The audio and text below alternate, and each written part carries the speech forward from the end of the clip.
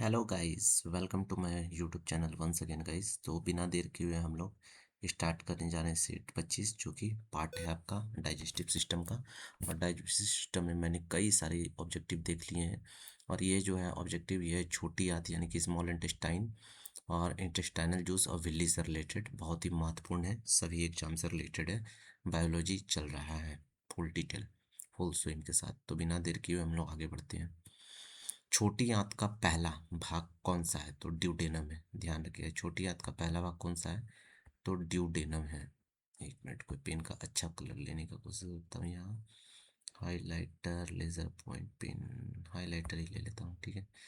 और हाइलाइटर का कलर, ठीक है, कलर ओके। छोटी आंत का पहला भाग कौन सा है? तो इसका पहला भाग जो है ड्यूडेनम है, ध्यान रखिएगा। और छोटी आंत का मध्य भाग कौन सा है? तो मध्य भाग जेजुनम है, ठीक है। पहला भाग ड्यूडेनम है, मध्य भाग जेजुनम है, ठीक है।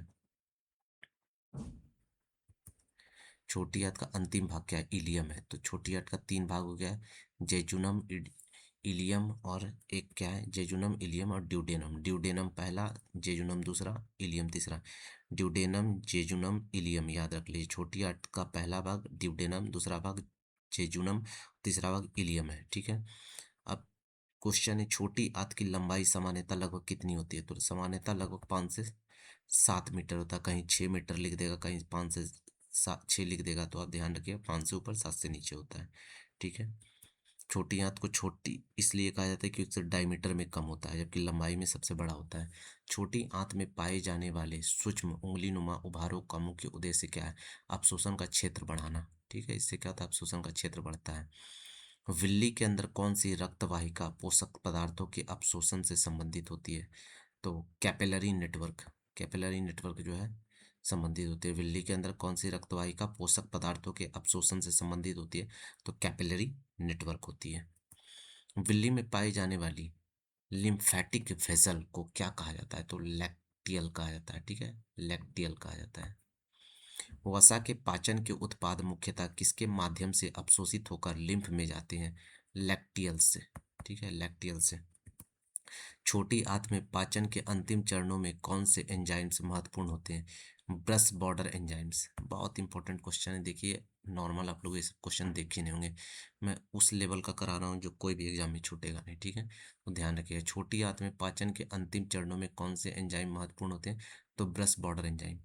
मेटलस, सॉरी, माल्टेज यानी मेल्टोज बोलते हैं इसको, किस पदार्थ को पचाने में सहायता करता है? तो माल्टोज को, ठीक है, माल्टेज, माल्टोज को पचाने में।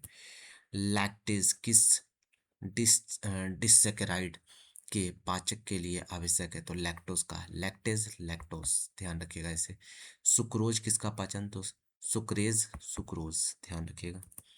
पाचन के बाद ग्लूकोज का मुख्य अवशोषण किस प्रक्रिया से होता है? तो फैसिलिटेटेड या सिंपल ट्रांसपोर्ट मैकेनिज्म से होता है।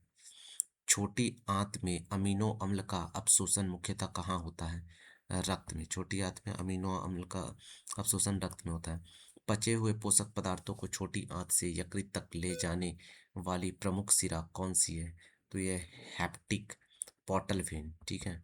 क्वेश्चन क्या है? पचे हुए पोषक पदार्थों को छोटी आंत से यकृत तक, छोटी आंत से, ध्यान रखिएगा, ये लीवर तक ले जाने वाले प्रमुख सिरा कौन सा है? तो हेपेटिक पोर्टल वेन है, ठीक है। छोटी आंत में एल्केलाइन इन्वायरमेंट बनाने में कौन से सिक्रेशन मदद करते हैं? तो पेनक्रियाटिक जूस और बाइकार्बोनेट रिच सिक्रेशन, ठीक है। बर्नर्स ग्लैंड मुख्यतः कहाँ पाई जाती है? तो ड्यूडेनम में। बर्नर्स ग्लैंड मुख्यतः कहाँ पाई जाती है? ड्यूडेनम में पाई जाती है। छोटी आंत में भोजन का पाचन पूरा होने के बाद मुख्यतः परिणाम क्या होता है? न्यूट्रिएंट्स एब्जॉर्प्शन, एब्जॉर्बल फॉर्म्स में बदलती है, ठीक है। बहुत ही इंपॉर्टेंट क्वेश्चन है, सब ध्यान रखिए। निम्न में से कौन सा पोषक पदार्थ सामान्यतः सीधे इंटेस्टाइनल कैपिलरी में अवशोषित होता है? एमिनो एसिड में, ठीक है। निम्न में से कौन सा पोषक पदार्थ सामान्यतः सीधे इंटेस्टाइनल कैपिलरीज में अवशोषित होता है? एमिनो एसिड में। छोटी आंत से एब्जॉर्ब न्यूट्रिएंट्स को सबसे पहले किस प्रमुख अंग में प्रोसेसिंग के लिए भेजा जाता है? यकृत में। छोटी आंत से एब्जॉर्ब्ड न्यूट्रिएंट्स को सबसे पहले किस प्रमुख अंग में प्रोसेसिंग के लिए भेजा जाता है? तो यकृत में। तो ये भी आपका इस तरह से 20 क्वेश्चन का एमसीक्यू समाप्त होता है। देखिए, मेरा इस तरह से ऑब्जेक्टिव और पहले डिटेल कराने का ये है ताकि आप लोग का रिवीजन हो जाए। दूसरा बात, मैं आप लोगों को कहीं और से कुछ पढ़ने का ज़रूरत नहीं जो मैं पढ़ा रहा हूँ डिटेल, क्योंकि मैंने हर किताब को देख लिया हूँ और हर किताब को देखने के बाद जहाँ से जो इम्पोर्टेंट मिला है सबको कवर करते हुए मैं ये सारा क्वेश्चन क्रिएट कर रहा हूँ, ताकि आप किसी भी एग्ज़ाम में बैठ जाएँ, चाहे वो यूपीएससी हो या नीचे एकदम ग्रुप डी में एमटीएस हो। सभी एग्जाम में क्वेश्चन इससे ज़्यादा टफ नहीं पूछा जाएगा, लगभग इसी लेवल का रहेगा, और ये इससे नीचे हाई लेवल का बिल्कुल न्यू न्यू क्वेश्चन डाल रहा हूँ ताकि आप लोग को प्रॉब्लम ना हो किसी भी तरह का जब आप लोग क्वेश्चन देखें तो। ठीक है, तो इसी के साथ ये सेट समाप्त होता है।